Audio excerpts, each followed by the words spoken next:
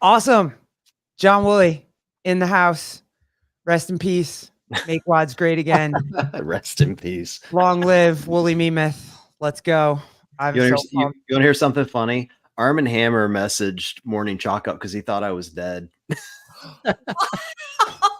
I felt so bad. I felt so bad because I love Armin and we're friends. Oh my God, because we all put up rest in peace. Yes.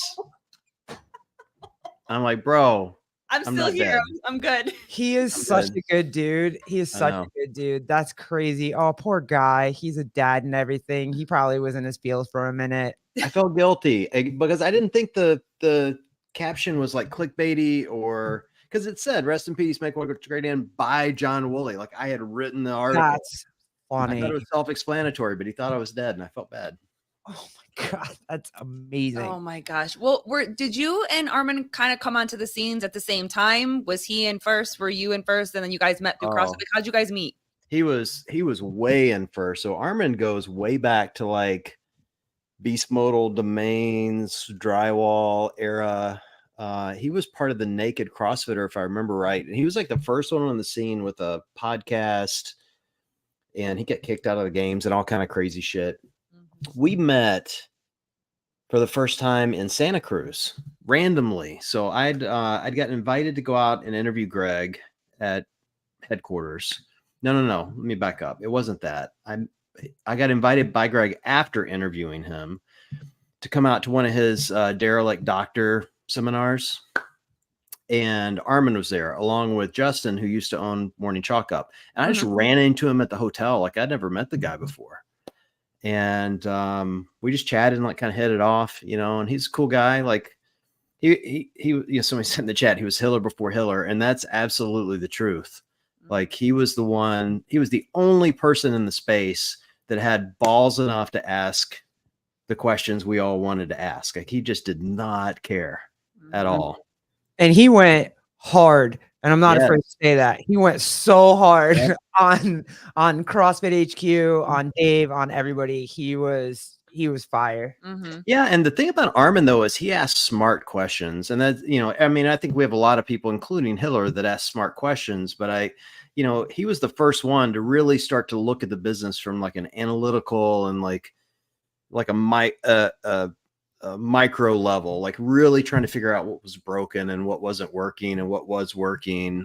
And he would ask those questions and share his opinion. And I think that's why, you know, he gathered like a pretty good following early on, and he caught a lot of heat from everybody on the CrossFit side, on the, you know, from followers, whatever. But, you know, let me tell you something about Armin. He's a good dude, like really nice guy. He's caring. Like I feel bad if I caused him any, you know, angst.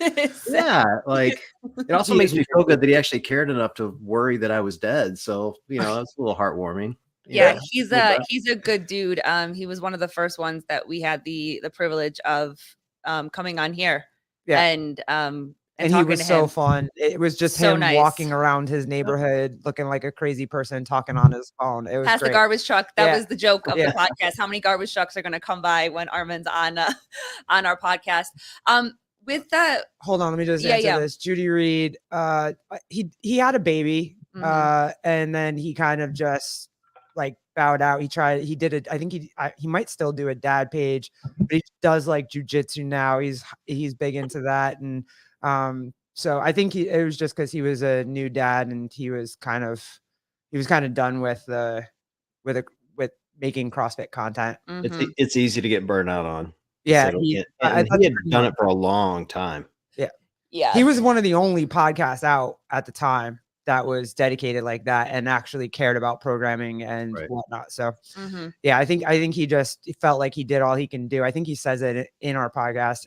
He felt like he did all he could do and he was just tired of talking about it. And he had his baby and his wife. And so it was fun for him to come back and kind of like shoot the shit a little bit about it, which was fun, but it was also fun for him to be able to turn the phone off and, you know, get back to life and whatever. You know, you say that Armin was the first that really asked those meaningful, analytic, number, in-depth kind of questions when it came to, I guess you could say, challenge CrossFit and want to get to know. Do you feel like those kind of questions are important number one? And number two, do you feel like it's hard to ask questions like that because not everybody understands the number aspect or like the analytical aspect of CrossFit? Well, I don't, man, that's a tough question. I think, he was definitely probably the first to like really dig into like really asking the questions to get the answers. That there were others that were trolling, you know, like Drywall and Beast Modal Domains, and shout out to those guys because they were epic. Like I loved them. Armin was the one that really wanted the answers, and so I thought that was cool that he was doing that. I think it was harder then than now. You know, at the time it was a privately owned company, you know, owned by Greg, who could do whatever the fuck he wanted to do, you know, as he should. And I say that with love for Greg. Like, I think that's part of the thing that we all loved about Greg is that like he charted a course and did it, you know, and to have somebody challenging that is really tough. It's easier for any of us, Hiller, me, Savan, whoever, to challenge a corporation that's kind of a nameless, faceless entity, you know, like, you challenge a corporation doesn't mean as much as when you're challenging Greg directly. So I think it was harder for Armin. I think it's important to have a voice and to do that. I think all the voices in our space are really important, and everyone has, you know, obviously a different viewpoint, and it's important to challenge each other. I think I'm wrong on most things, most days. Man, I think it's okay for people to think that I am. And I think it's okay that I think others are wrong. Like that's where you eventually get to the right places, by challenging each other and saying, hey, I like that, or I don't like that. And truthfully, if you're, you know, humble enough to accept that you can continue to learn, the more you get challenged, the more you actually learn, you know? And so that's, you know, I don't love, I don't love getting roasted. You know, I just don't. No one does. But I will say, like, I've learned as much about myself in the last 5 years by running Make Was Great Again and people giving me shit as I have about anything else. And it's helped solidify things that I believe in. It's made me challenge some of my own personal beliefs. And I think those are good things. You know, and Armin's been a big piece of that for our community. So, you know, huge shout out to him. He had a huge impact, and I'd love to see him come back. I know he doesn't plan to, but man, I would love it. I know. I definitely like begged him to come back. I was like when he came on, that was like 2 years ago. I begged him to come back, but such a good dude. What's up, Bruce Wayne? Good to see you. Also a great dude, Bruce Wayne. Bruce Wayne, what's up? Bruce and I have hung out, and he's one of the few people I've hung out with, but I love that dude. Oh God, I'll ask, but because I ignored Augustus last night or the night before or something. Did John enjoy watching Taylor get gangbanged today? He did not. Well, okay. Well, yeah. I haven't been on Pornhub today, so I don't know what the phrase means. I mean, I'll be on later tonight though, so maybe I'll catch it then. I don't know. You know? Madeline Adams, hi girl. Wild Zombie, what's up? Vindicate's in here too. Yeah. What's up? Vindicate, what's up, my guy? All good dudes you guys are naming, by the way. Okay, so let's get into it. Yeah. Not Pornhub, but I woke up. We can talk about Pornhub. That's fine. If you have kids and you're on speaker, no, turn the shit up. We're not going there. We're not going there. Turn the shit up. Put the headphones in. But yeah, so last Friday, I running around the house. All of a sudden, I look at my phone. I see your text message, and you're like, "My account's gone." And what? What do you mean your account's gone? Make WODs great again. It can't be gone. It's like the meme staple for CrossFit. You know, right? WOD Zombie, let's play share your browser history. Nah, bro. Nope. No, we won't be doing that. We will not be doing that. Absolutely not. All right, Vindicate, you get one. Sorry, I didn't mean to cut you off. You get one. This is all you get. I'm only watching Lesbian Court in June. Pride. I'm down with that, Vindicate. Yeah, I was about to say that might be the only thing I could like about Pride this year. It's all good. Yes. All right. So okay, so you text me. What's that like when you get up and you think your page is there with however many hundreds of thousands of followers, and then is it just not there? Do you click your phone? Are you looking and then your page is gone? You get an email. What happens? No, they send you an email and they basically say you're fucked. They send you an email and say, hey, you've violated copyright, and because of that, we're going to deactivate your account. And then you get a second email that says we've deactivated your account, and then when you log in, it's gone. Like, it's jarring. It's quick too, man. I mean, shout out to Instagram. Talk about efficiency. I mean, they were on fire, like just like that, just gone. Did you see, was the email sent to you at like 2:00 in the morning, so you had no way to know until the next day? No. All right, so here's the story. It's interesting. I know everyone speculated as to why. Let me start with something, right? None of this means anything. Right? Like this is just social media we're talking about. This is not a woe is me story. Like, you guys have kids, I got kids, Wanzabi's got kids. Like, we all have a real life outside of this. Is just social media, right? And so, like, an account being deleted doesn't mean jack shit. It really doesn't. Like, it's a little disappointing. It's going to cost me a pretty decent amount of money, at least initially, but at the grand scheme of life, who gives a shit? Like, it's not a big deal. Like, figure it out. So yeah, I just don't want anybody thinking this is Woolie's so sad that he lost his follower account, because it isn't that. So I had gotten a follower had sent me a really good one, like maybe 4 to 6 months ago. I forget exactly how long. If anyone's seen it, it was the guy that was doing pullovers. He goes to the top of the bar and his little feet kick, and then he falls on his ass. Like, and it's like kind of brutal, but he was okay. And it was really funny the way it looked. Mm-hmm. And so I made a reel out of it. The caption was, what's the worst that could happen? And then when he falls, I make it flash noted, and it went viral, and it got like 52 million views, 1 million likes and shares, like far and away the biggest thing I've ever shared, And we can talk more about it as we get through this, but I've learned over the years that, you should always reshare good content because it continues to do good.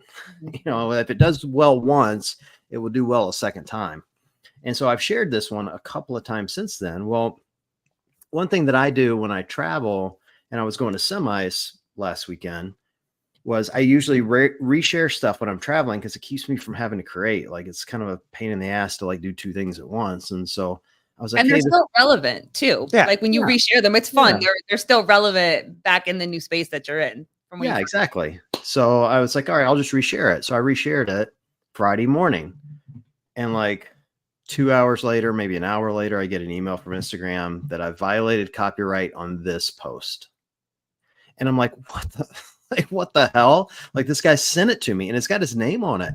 So I DM him, and I'm not going to say his name here, Kurt, but I said, listen, hey bro, what's the deal? Like, why am I getting copyright? And he's like, oh, I sold that to MTV.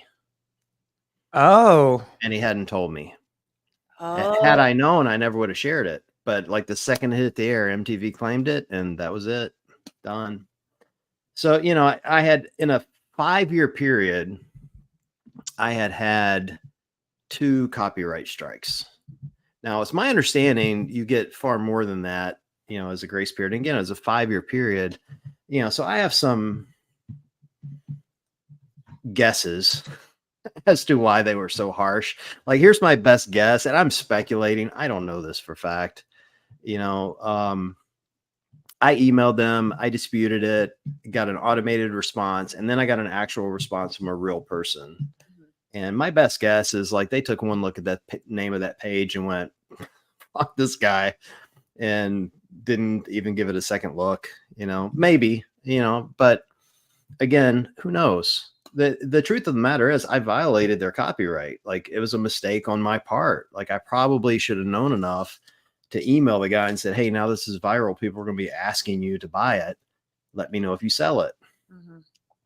Oh so my God, I thought it was the Trump meme. I thought it was the Trump video you put up. Well, I guess it's possible a bunch of the people that were pissed about that meme were reporting me, and there was a combination effect, but I only blame myself. I don't blame them. Like, you know, I've said for a long time, like, you have to be willing to deal with the consequences of your actions. When you do dumb shit are going to happen to you. You know, you fuck around and find out, right? That's the phrase going around. Well, I found out, you know, it happens, you know, so what are you going to do? It's just part of it. Wad Zombie, I asked John about resharing, had the best answer. You gain new followers all the time. You need to reshare the older stuff so the new followers can see it. So you know all this stuff. You've been in the game a long time. Was there a reason the guy didn't tell you that he gave it to MTV or sold it to MTV or whatever? Oh, I doubt he knew it was a big deal. Like he didn't think it was a big deal to him at all. And I don't blame him. Like, the whole resharing thing is an important part. And if you're chasing followers, which I was at the time, it's an important part of the business, because for every number of views you get, you pick up followers, right? So think of it like this. I'm going to give you a little lesson on how to grow your following. If anybody wants it, I don't suggest going this route, but it works. And this is the route I worked for the last 5 years. So if you do 1 million views, you'll probably pick up to 700 followers. You'll lose 200 to 400. So you'll net gain 300. If you net gain 300 followers every single day, you'll get to 100,000 followers in 12 months. Guaranteed. Right? So now the question people ask is, well, how do I do a post that gets 1 million views? You don't. You do 5 to 8 posts a day that get 100 to 250,000 views. Gotcha. Which equals 100,000. It's just a math problem. That's all it is. It's simply a math problem. Now, the trade-off is you ruin your engagement by doing whatever you're tapping on the desk, I can really hear it. Can you? Yeah, it's like that.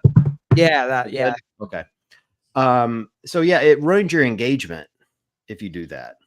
So you're better off to have like Wad Zombie's a great example. Like, he has a great page. He has 40 to 50,000 followers, but they're really engaged. That's a better model than having 500,000 people that are not as engaged. Yeah, gotcha. Well, at least from a monetary standpoint, it's a better model. Sevon says that all the time too. And all right, so I want to ask you about this. Let me pull this up real quick. So after that, you find out why it got taken down, and then what's your next step? Do you like email them back? Do you try to challenge it? Yeah, I mean, I disputed it. I sent in a couple of appeals. Both of them told me to get bent. Like, I figured out very quickly it was not coming back. And at that point, I'm like, all right, well, I got to move forward. Like, it's like anything else in life, you need to look forward. And once I knew it wasn't coming back, I'm like, all right, I'm just going to figure it out. I'll create a new page and create a new path forward and try to figure out what that was. So I went back to my hotel room. I was at Semis. I went back to my hotel room and started figuring out a strategy. I started texting friends. I texted 5 people. You were one of the 5, by the way, to tell them that the page was gone. Crazy. And started kind of charting a path forward. I chose a different name to start. Here's all I knew. I had, for a long time, have wanted to get away from the Make Wads Great Again name, and couldn't get away from it because I'd built this like massive, just like kind of the stupid persona. It's like people they knew me for that. And the fear was, if you just change the name for no reason, you just, not only you catch a lot of hate for it, but you kind of lose what you built. But I wanted to get away from the political overtones of it, because I'm not a political person at heart. Like, even though I know I posted some of those Trump memes last week, I only did it because it was relevant. Like, it wasn't hate towards Trump. It was just funny, you know? And it got the desired effect, I might add. Which is, if you want to grow a meme page, you have to create anxiety in people. It's part of the game. Yeah, because I remember your original logo was a Trump silhouette. wasn't it? That was the way back when the original logo it was Make Wads Great Again, but because I remember when I first saw it, I was like, oh God, Right. Trump has an Instagram page. I'm not trying to watch that. And then I realized what it was, and I was like, oh, this is cool. It's fun. Well, originally it was CrossFit Trump. Oh.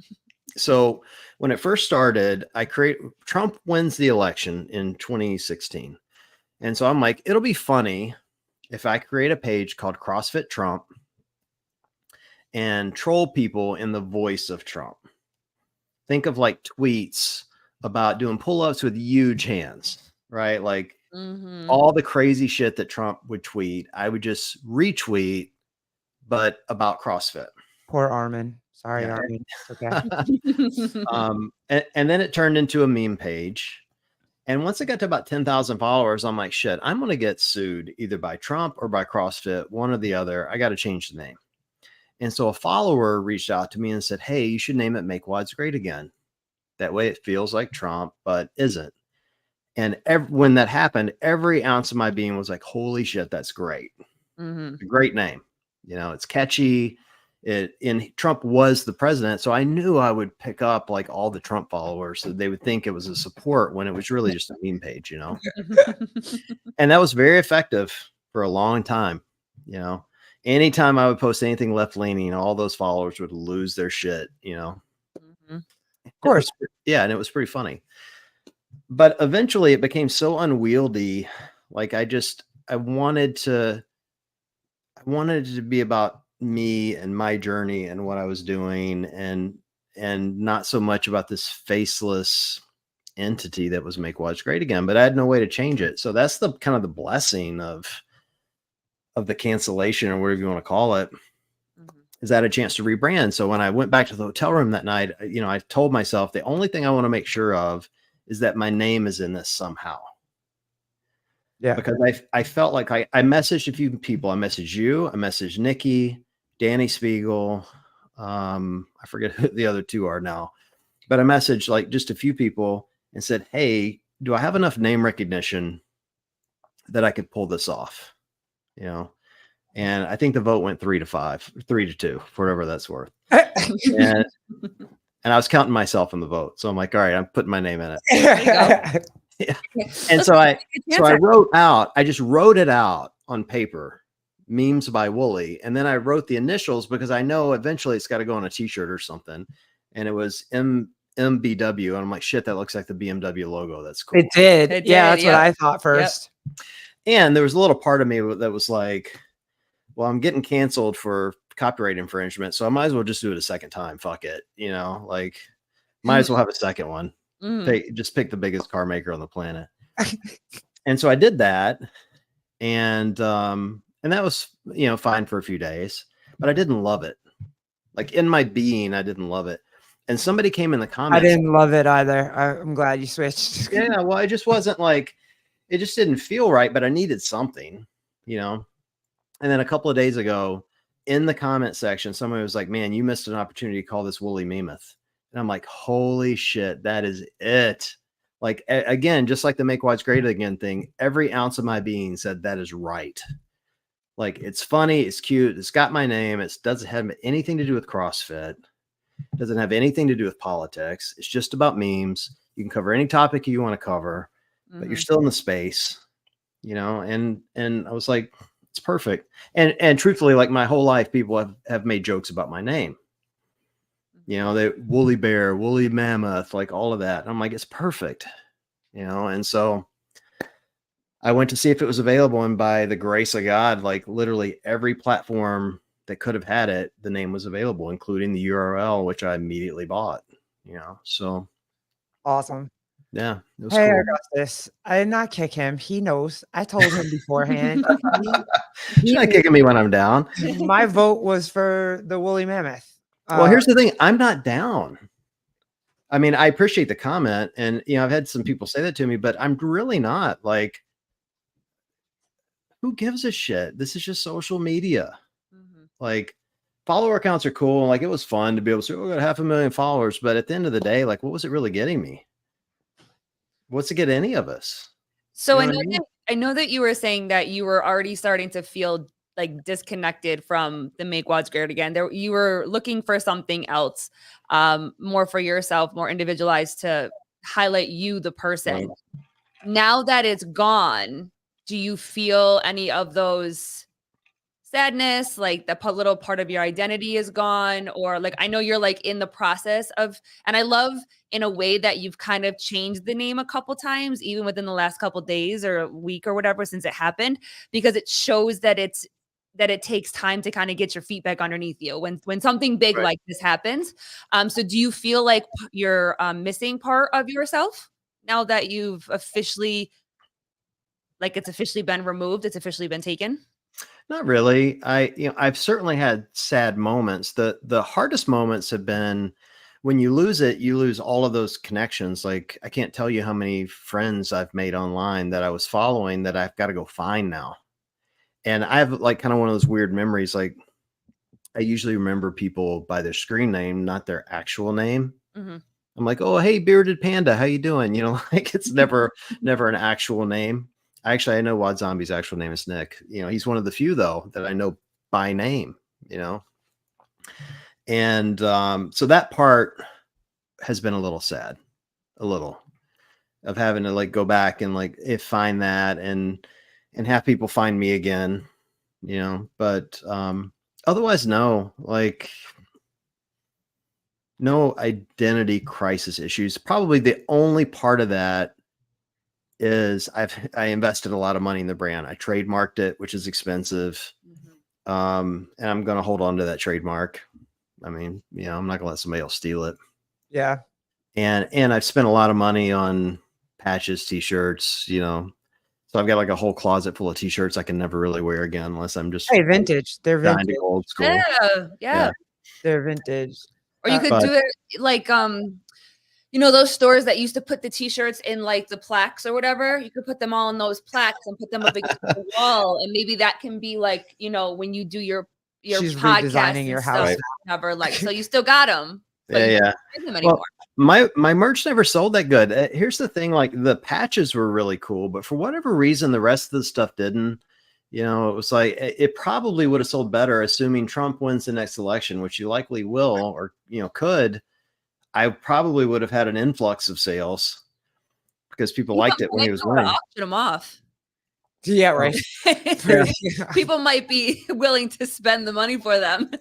Well, I still hold the trademark, so I guess I could still do it some. I don't feel any like loss of self from it. Like I've never connected myself to the page, and I've really wanted for a long time to make sure that the things that I'm doing are really more about being able to be part of the community and share my opinions and have better connections with people and to have better conversations with people. And, you know, a meme page doesn't always allow that. Mm-hmm. So I'm grateful isn't the right word, but I'm hopeful that with this rebrand, I can build a more collaborative community that's more connected to each other, sharing ideas more often, funny still, or hopefully some. Talk about some other things. If Wad Zombie is still in here, I saw that comment before about lesbian questions. Save that for tomorrow morning, bro. I'll answer all of those questions tomorrow morning. I want to talk about we can't talk about lesbians. I love talking about lesbians. Well, lesbians love me. It's great. Then Wad Zombie asked the question, and I'll answer it. But I had this question for John. I saw this and I was like, whoa, right? I was like, this is why he got taken down, and he's just gonna put it back up again. So I couldn't get past Trump, man. And then I went and I actually read what you wrote, and Sevon called you and was nice. Like, what he was great. You know, it's funny. I'll try to keep this story relatively short, but when things happen, this whole thing has really got my mind racing. Like usually when anything happens in my life, I'm really analytical, right? Like I try to figure out why things happen. I try to diagnose, like, how did I handle it? How did others handle it? And learn from things. Like everything's a lesson, everything, right? And the one thing I figured out with this is that when things happen to you, and again, this is not a big thing, Like this isn't trauma or a death or something horrible, but it was an event that I'd invested a lot of time in. So for me, it was a small moment in time where I was really down, right? It's probably the best way to put it. And I'd gone back to the hotel. I'm sitting at the bar drinking pretty heavily, I might add. I was having some really good bourbon. It was awesome. And my phone's in front of me and it goes off and I see Savon M on my phone. I'm like, oh shit. Now I know most people are surprised that Savon and I have each other's cell numbers. And normally it's just for sexting. Normally, you know, but Yeah, I can this see time, that. Absolutely. yeah. But this time he was actually calling. And I'm like, oh shit. So I pick up the phone and literally answered by saying, I'm not live on the air, am I? That's exactly what I said to him. You would do that. Yeah, I was worried. I was seriously worried. That's a very honest question to ask to make sure that you're not lying. I'm like, I felt like I was like about to become Laura Horvath, you know. I'm like, don't put me on the air, bro. Like, what is going on right now? Mm-hmm. And he laughed like really hard, so I can do. And he's like, no, you're not on the air. He's like, hey, what happened? And so I told him the story and he offered his help. Like really kind and sweet and generous. And I can't tell you how grateful I am for that. I've got a ton of friends and maybe 2 or 3 picked up the phone and called me. I was going to say, were you expecting it to be Sevon that calls you? No. And I'm seriously grateful because for a couple of reasons. Like it wasn't that I needed the help, but I was down, and to have someone that you've had it would be fair to call our relationship contentious, right? To have him call and say, hey, what can I do to help, was really, really kind and took that pressure off of me that I was putting on because I was worried. There's part of the worry that comes from it of, there's a lot of haters in this space for all of us. And there was a worry that, all right, now there's a moment for all the haters to tell me to go fuck myself. Right. Yeah, sure. And to have him call and say, how can I help, took that worry away from me. That's cool. Which was really cool. Yeah, it was unbelievably cool. And I'm trying to not get emotional about it, but I will absolutely repay that at some point. That's so good. It's to me, I just like to see, yeah, okay, fine. You can have arguments, you can push back on each other, you can whatever. It doesn't mean anybody is a bad person. You know what I mean? There's a lot of growing, there's a lot of figuring this stuff out. This stuff isn't easy. Online isn't easy. Right. I feel like, we have so much more information now that we can just go look up and get, and we have it at our fingertips, and there's a podcast every day, and there's people online posting on Instagram Reels, and there's so much happening that you kind of make you can make mistakes, and it's easy to make mistakes, and it's easy to look back and crap, I shouldn't have done that. And no, you probably shouldn't have done it, but it doesn't mean you didn't learn from it. You're like, hey, I'm not going to do that again. It's cool. Right. Like, we're good. Like, everybody makes mistakes online. There's no way that you don't make a mistake online at some point. But that's really cool. I'm happy to hear that. That's fun. And I think it's a testament to good people too. When somebody's going through something and you have those people that show up, even if it's somebody that you didn't expect to, it's kind of a, an eye opener of like, oh, that's really cool. Because if I ever really needed something, like, it's almost like a surprise. Right. When everything was going down, or you maybe expected certain people to show up and they didn't, maybe in the way that that sometimes we do in certain situations or whatever, but to have someone literally not want anything else, like want anything from you, and literally is just like, how can I help? That's cool. And that's so refreshing sometimes, because literally sometimes you don't have the answer, but to just hear someone say like, I'm here if you need anything, was probably really, really cool for you to. I mean, when was the last time that you guys talked before this? We had some text exchange of several months earlier, where I was apologizing for some stuff I had done, for whatever that's worth. Mm-hmm. Here's what it taught me. I thought that was most interesting. Is that there are really kind of two people in your life, and they're both important. So I don't want anyone to think that I'm upset with one group of people and happy with the other, because it isn't that. But it really highlighted to me there are two types of, when things happen to you, there are two types of people you're going to have in your life. There's going to be the group that goes, "Oh, I'm really sorry that happened to you." And they're going to show sympathy and empathy, and that's okay. Like, you need those people in your life. And then there's a second group that are going to go, "What can I do for you?" Mm-hmm. And it's the people of action that you need in your life. Yeah. Yeah. And it made me think, like, here's what it taught me, is that how many times in my life has something happened to a friend or family member and I've said, "Oh, I'm really sorry, but I didn't do shit." And how many times have I said, "What can I do for you? That's How can I cool. help?" Mm-hmm. And it solidified that in my mind, that, like, I want to be that person of action moving forward. Like, I want to be that guy, and be it for the people, even the ones that I'm not sure like me. Yeah.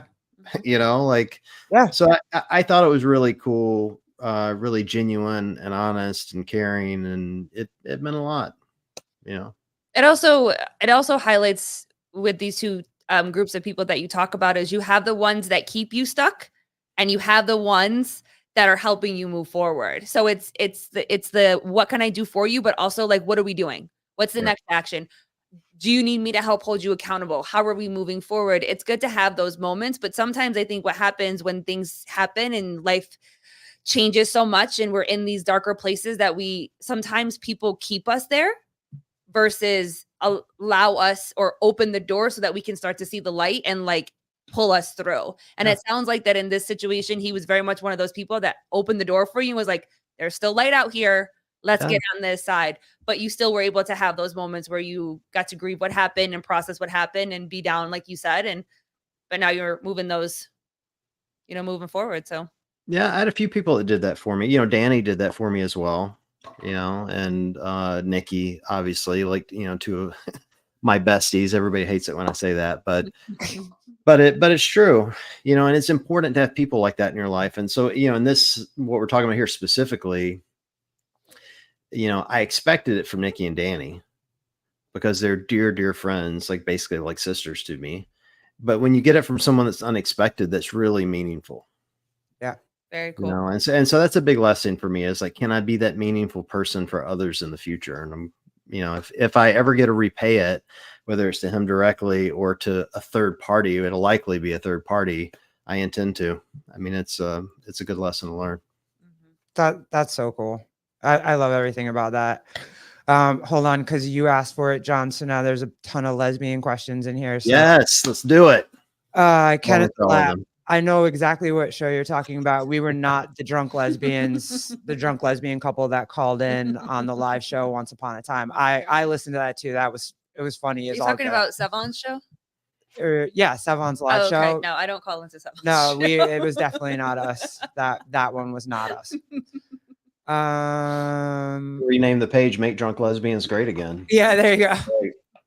Augustus Link, lesbians love John because after he dates them, he helps them discover that they are in fact lesbians. That's actually true. My first girlfriend turned out to be a lesbian.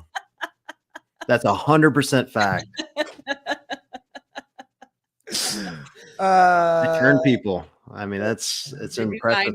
Zombies. Yeah, it's at the bottom. I'm getting there. Don't worry. Kenneth the Lap, Sevon would be a terrible sexter. I don't know. Oh, maybe. No, he's not. He's great at it. Oh, there you go. He's great at it.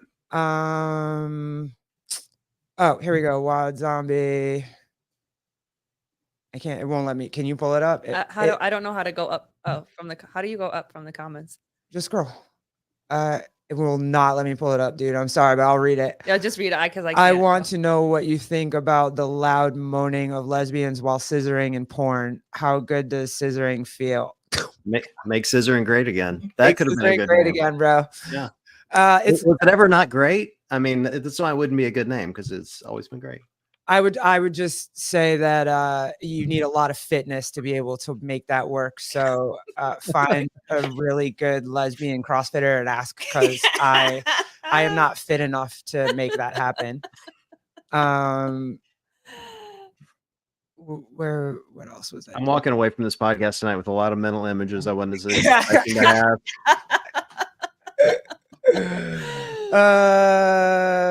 Okay, that was good. I enjoyed that. That was fun. Okay, so I want to bring this up too. What is happening here? Because I saw this and I was dying hysterically. I could not. What's happening here? What's happening with the Dave Castro? You got to admit those shirts are great. It's hysterical. Aren't they great? Block hard, no mercy. Oh my gosh. Cobra Kai, which is a show I love. And the new season's coming out soon, right? Yeah, I think it's coming back. Final season or whatever. Yeah.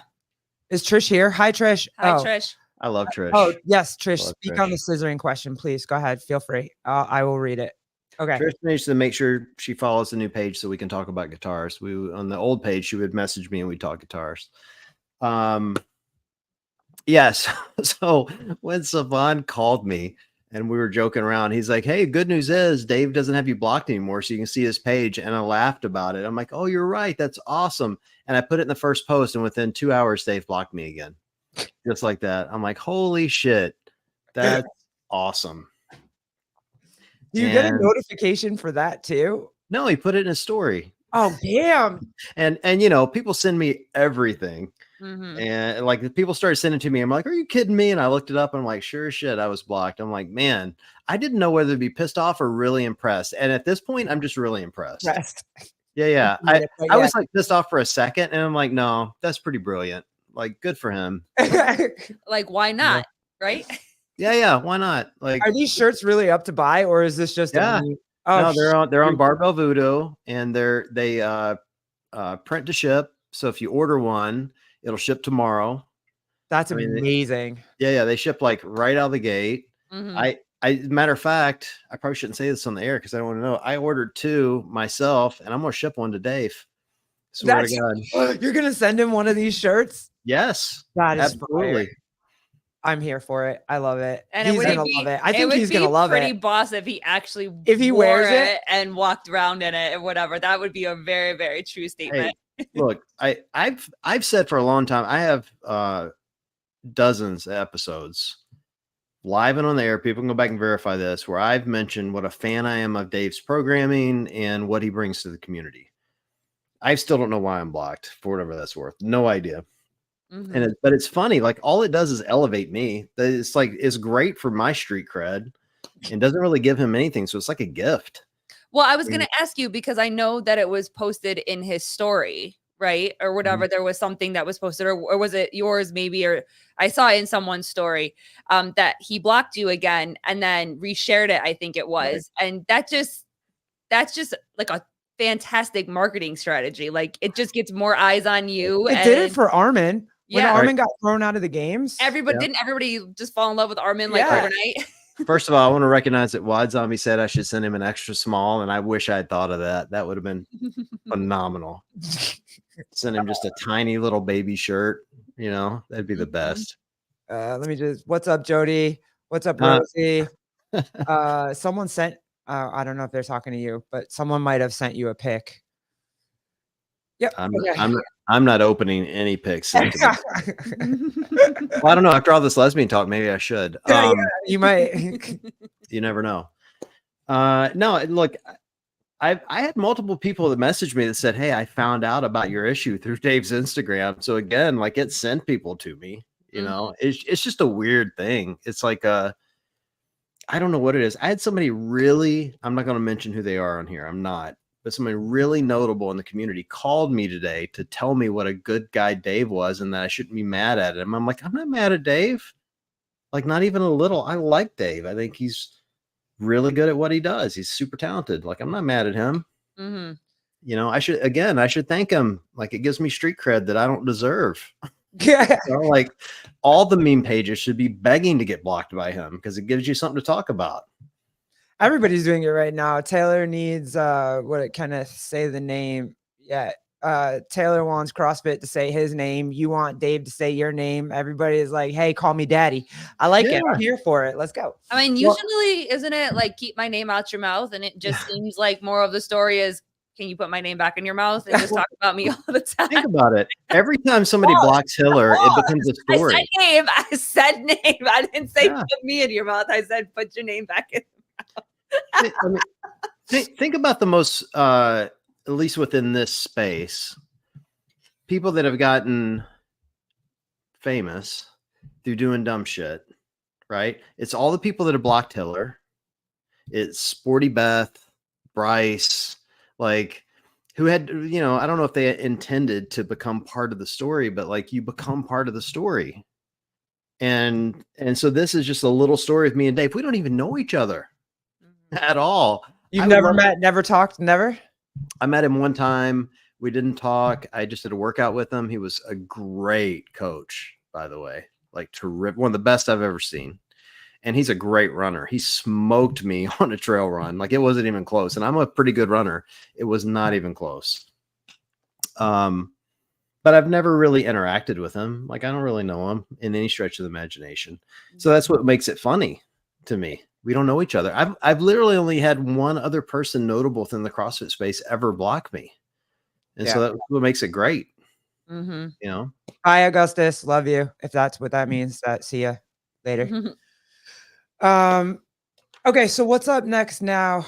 I know you told me that you're starting a new YouTube channel. So new podcast. What's going to be centered on there? Not really a podcast. I mean, like part of what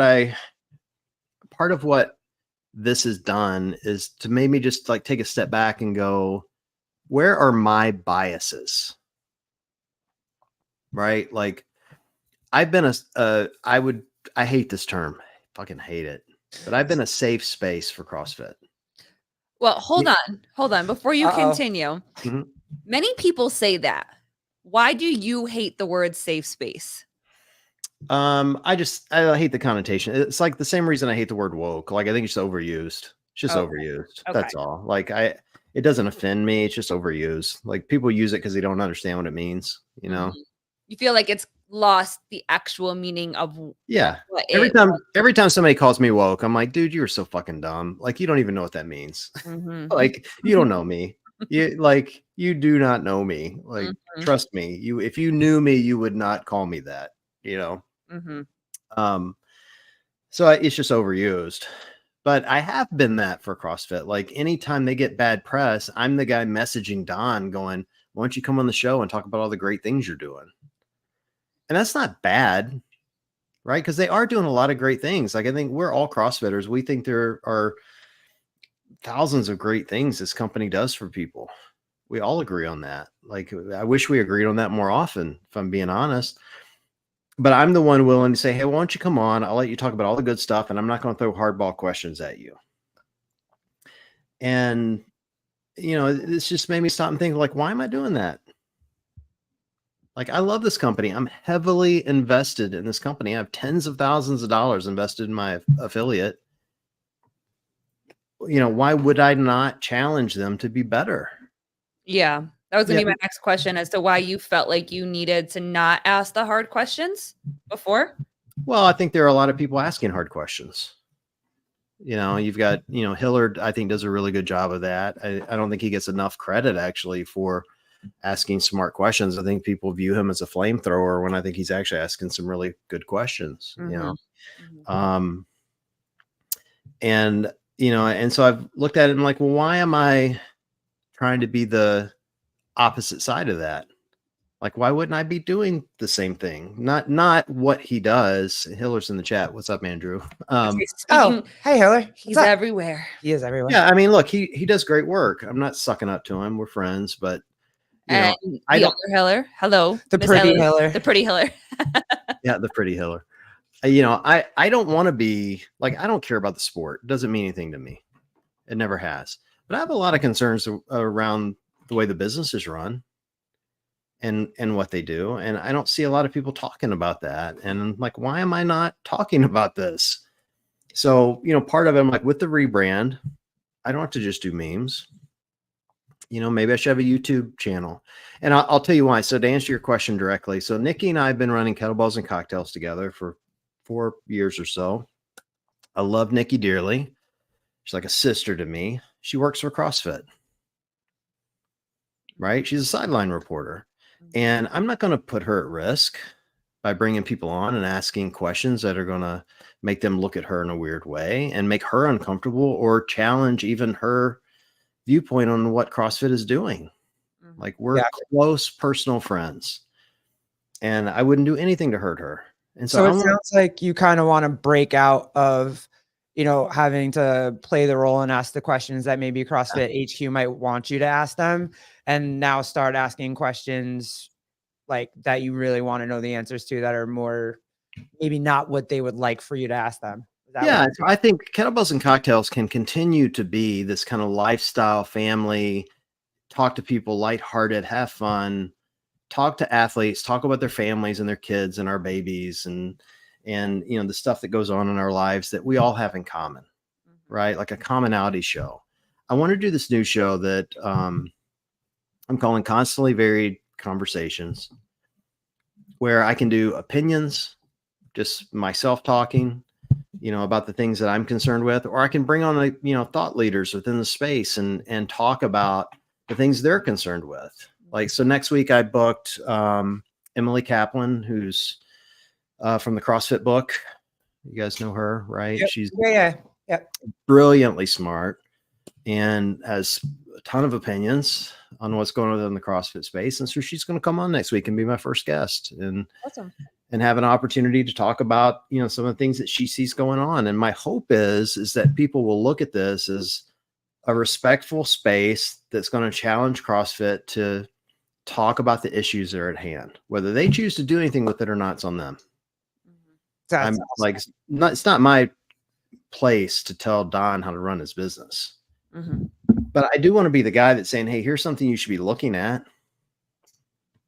and I think there will probably be moments where some of us will disagree or agree and covering the same topics. And hopefully that'll put just a bigger spotlight on some of the areas we want the business to be successful. Because at the end of the day, I think all of us want the business to be successful because we want to continue to do this for the next 50 years. Yeah. The last thing we want is to see them sell this to God knows who, and it goes out of business 5 years from now. Trish wants to come on your show, and a clean shaven Andrew is pretty. He is pretty. The clean shaven Andrew's freaking me out a little. I got to be honest. Like I watched the show that I'm like, what is going on with this clean shaven thing? Question yourself a little bit. I was like, ooh. It was. It did. It made me question myself. In the beginning, when we were talking, you spoke very highly of Greg. That was, you got to interview him, you said? He was the first interview on Kettlebells and Cocktails. At the time, it was called Make Pods Great Again. Oh, fun. Which then I thought was very clever. Now I look back on it, I'm like, that's kind of dumb. So you spoke very highly of him. Do you feel since he's been gone that CrossFit has lost their edge? Oh, yeah, that's an easy answer. They're two different companies. It's not fair for me. The lost their edge is an easy answer, but they're two different companies. A company that's privately owned, which it was under Greg, is obviously going to be run wildly different than a company that's owned by a private equity company trying to drive revenue and profit. So, the lost their edge piece is an easy yes, but that doesn't make it wrong. It just makes it different. You mean like different leaders, like people? Yeah, it's just a different business model. Yeah. In a business like a privately owned business, when Greg owned it, was no different than the UFC. Right? You see Dana White out front telling everybody to go fuck themselves because he can.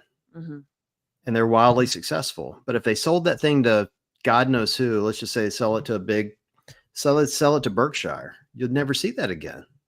Yeah. They figure out how to drive the revenue and the profit and, make their money. It's just a different business model. So do you think that would be better for CrossFit if they went back to like having... to a singular leader? Singular leader like Greg was? It depends. Again, I said Kenneth. Here. Look, first of all, Greg was great to me personally. So I got a lot of loyalty to Greg. He treated me far better than I deserved, to say the least.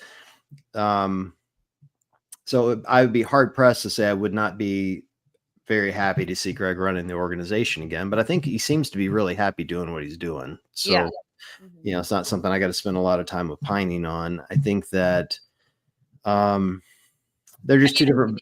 Yeah. I mean, maybe not him like specifically, but having that singular leader that was able to, from what we saw originally, was what seemed to be a better model for running the community and that kind of stuff, compared to feeling like it's such a separation between the affiliates and the sport now. You need singular message, whether you do that through a really strong CEO that's got the backing of the board or through a singular owner.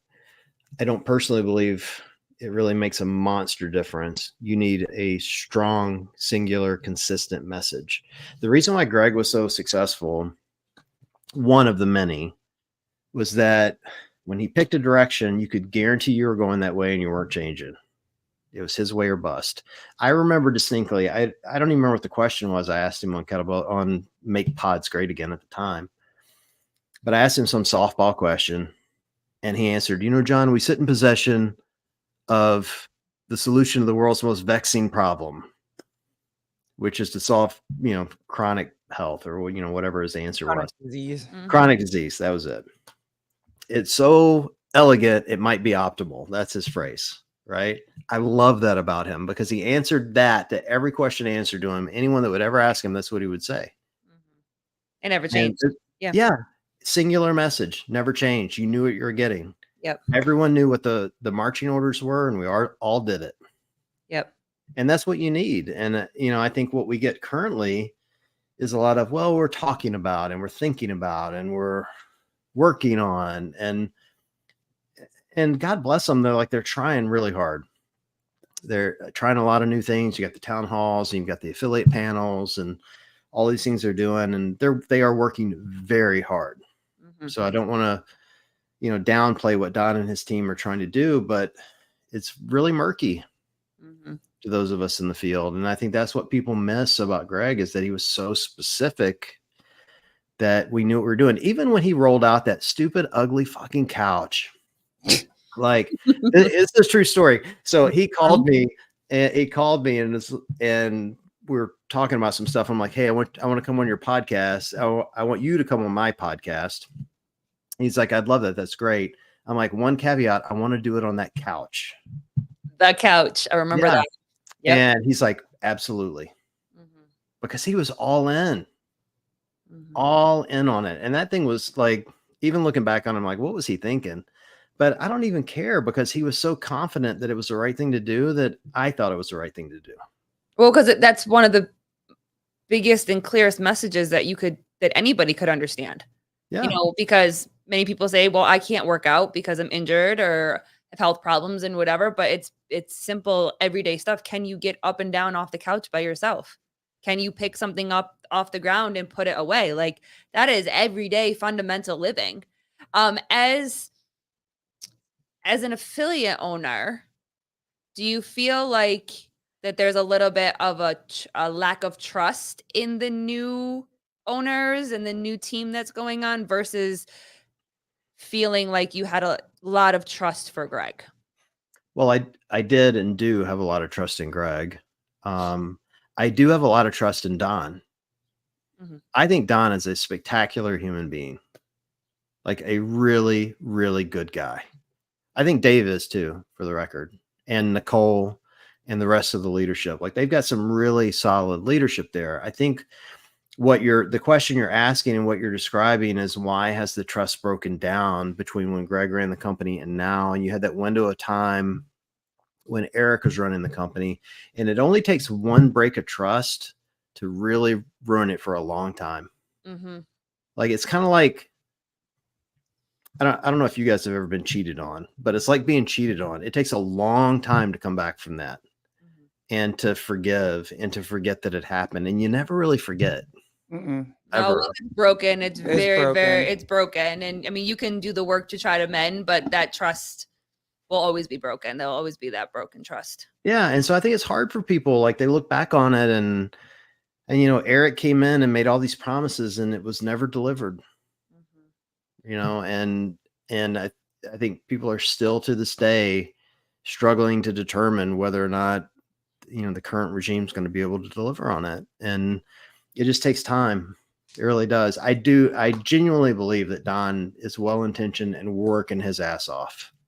And I think the team is working their ass off to fix stuff for us. I really do. Good. But, you know, the speed in which it's happening is hard for the community to see. And, you know, we're in a challenging economic climate too. So that's not helping their cause any. And, you know, there's a lot going on in the world. We're fighting 2 or 3 wars at once. So, you know, it's, hey, who did, Wild Zombie, they gave Hunter Mac. Wasn't Armin involved in that too? Didn't Armin hype up for that year? Hunter I Mac was involved in that. Oh, you were? So when, yeah, this was crazy. So when Hunter wanted to be part of the games, and this is why I'm amused that Hunter has such strong feelings about me, which, by the way, 99% of anything he's ever said about me on the air are complete and utter bullshit. And that's a fact. When Hunter wanted to get his invite to the games, he called me at home. I still have the email, by the way. I have email proof of this. So he emailed my Make Wads Great Again thing, said, hey, I want to talk. And so we got on the phone and he was trying to get an invite, and we chatted on the phone for 45 minutes or so. And he's like, hey, will you put in a good word with me with Glassman? I just interviewed Glassman on the podcast. I had told Greg I would help him find someone on my podcast. You go back and listen to episode 1. Greg says to me on that episode that he would love to give an invite to somebody that would get their ass kicked by the women. He wants to bring a dude on that's not going to be as fit as the best women competitors. And I'm like, all right, I'll help you. Well, you know, a week or 2 later, I get an email from Hunter who wants to come on, and so does Armin. And Armin talks to him, and I talk to him. And I shot Greg an email and said, here's your guy. And so did Armin. And next thing you know, he gets an invite, and he was great. Like, he did a good job. You know, he was out in the first round, but he looked good. He's a great runner, and he's fit as hell. But he has a wildly different memory of our interactions than I do. And, you know, I think he's showing off because he's just, you know, he's kind of egotistical, but he's a hell of an athlete. That was so fun. I just remember I just remember Armin hyping him up like crazy. Maybe I hadn't found you yet, but yeah, I totally remember that. That was awesome. He's a hell of an athlete. He's really good. If he wanted to be good at CrossFit, he'd be really good at CrossFit. Might be a little tall, but he's good. So what's up? Are you going down his road? You're doing high rocks now? What's happening? Are you following him even though he talks bullshit about you on other podcasts? No, I don't follow him. Wad Zombie made me laugh this week because I posted I was doing high rocks. He's like, bro, you get canceled by CrossFit. You going to go do high rocks? What the hell? That's funny because then, you know, your page is gone. Not that CrossFit canceled you, but like. I had already signed up for that high rocks. So I did a high rocks a year ago. They reached out to me and a year or so ago, and they brought Nikki and I out to do the podcast. They wanted us to cover it and interview some athletes. They did not tell us they wanted us to compete. So they buy us tickets, plane tickets to fly out to Chicago and hotel stay. And I do what I normally do when I travel. I upgraded the tickets to first class and started drinking the moment I got on the plane. And I had 3 bourbons before I got off that plane to Chicago, which, keep in mind, it's a short flight from Cleveland to Chicago. I'm kind of a lush. And and so I'd had 3 bourbons. Nikki and I get in an Uber. We drive over to the hotel. We immediately go to the hotel bar, have dinner, and I start drinking again. So I'm at this point 6 drinks deep when the owner of High Rocks comes over. Oh boy. And goes, hey, what time do you run tomorrow? And I'm like, I'm interviewing tomorrow, bro. What are you talking about? He's like, no, we signed you up. I'm like, excuse me?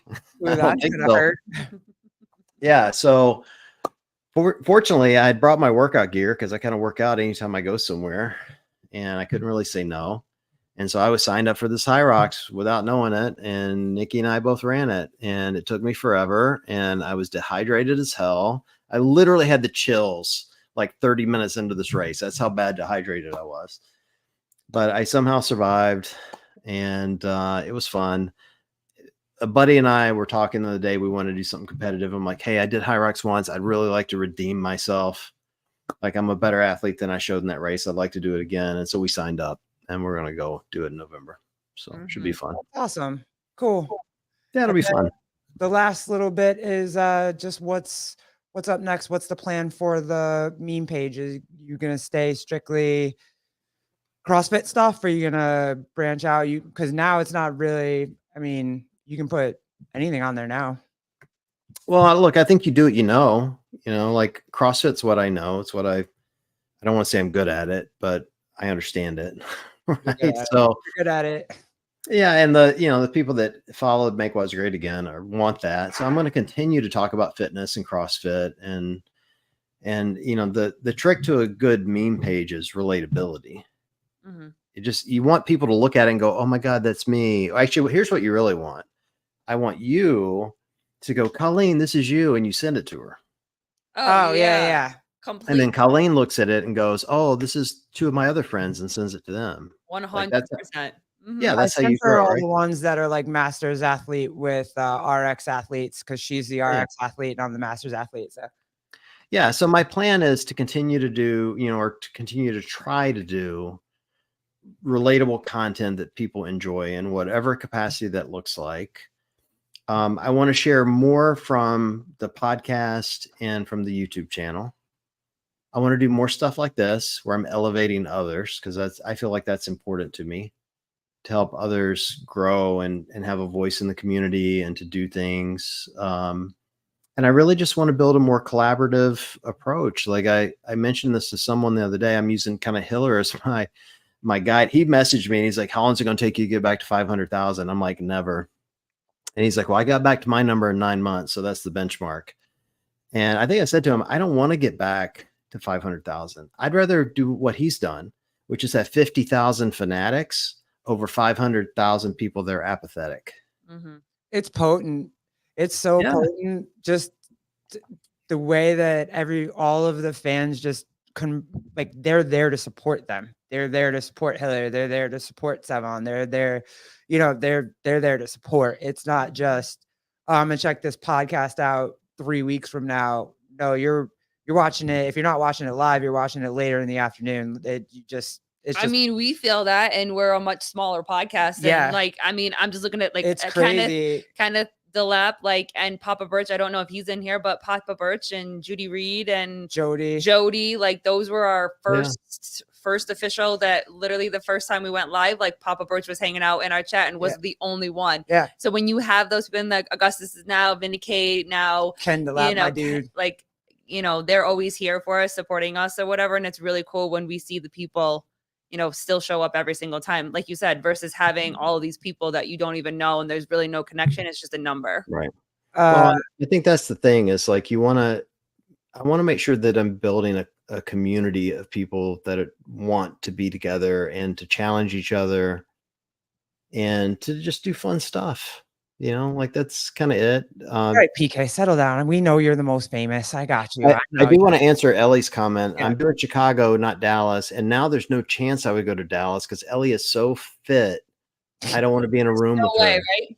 I watched her at semifinals and was so incredibly. I messaged Andrew and I was like, dude, your sister is a fucking rock star. Fire, right? Yeah. Why is somebody in your family so fit? Why isn't it you? So yeah, she was incredible having her on here those couple days and just getting to know her. She incredible. Even when she was like, fuck, I messed.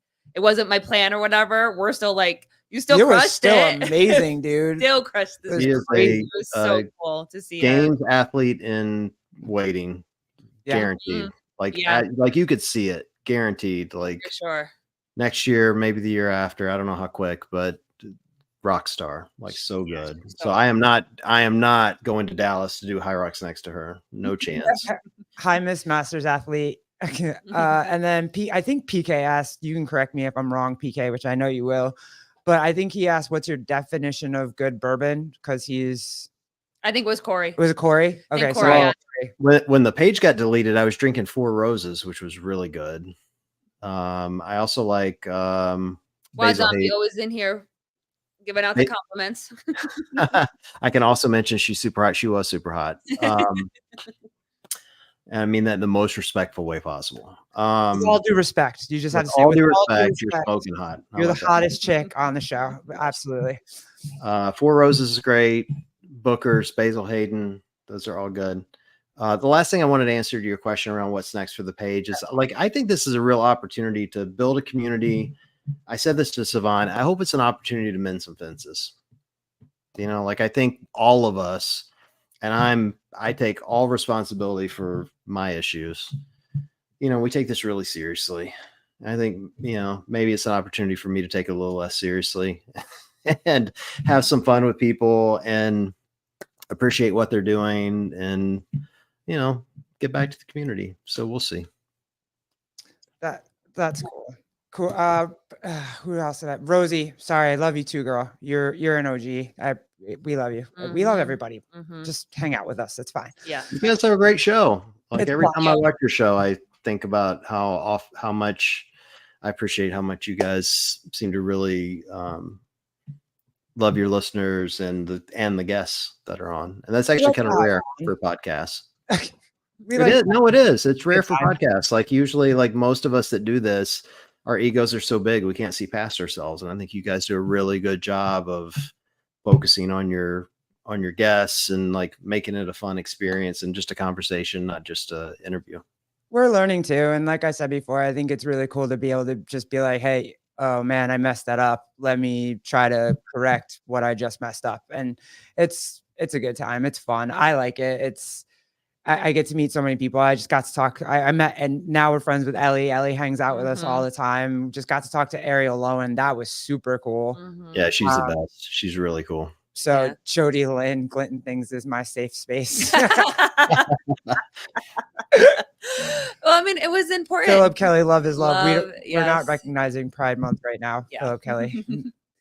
I want to just be able to have a conversation. Don't want it to be like you were saying. It doesn't have to be stressful. We can have difficult conversations. We've had difficult conversations before with people, and asking the questions that her and I ask each other. Yeah. And it's like, you watch something and you're like, oh, I wonder. I would love to ask that person the question. Or you see something, you're like, God, I would love to ask them this question. Or have you thought about it this way? And we very much just wanted to bring those type of conversations and those.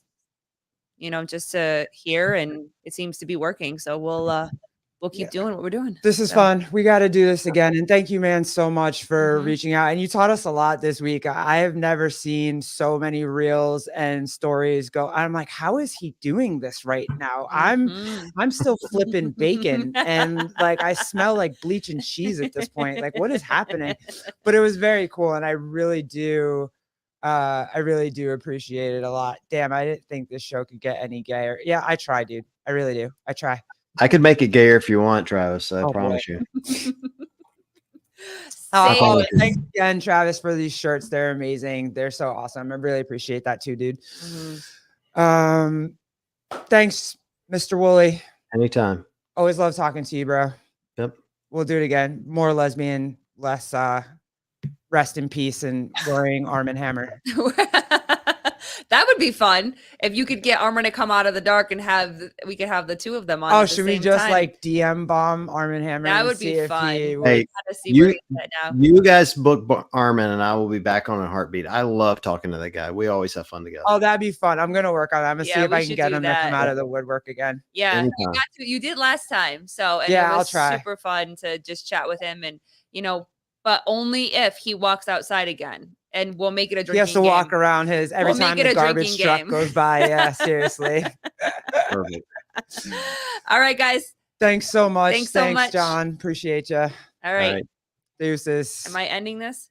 Well, Corey wants lesbian porn, and I'm not going to do that. So I think we should end this. Okay. I'll see you guys tomorrow morning. I'll be on Savons. You can have the lesbian porn there. Okay. Goodbye.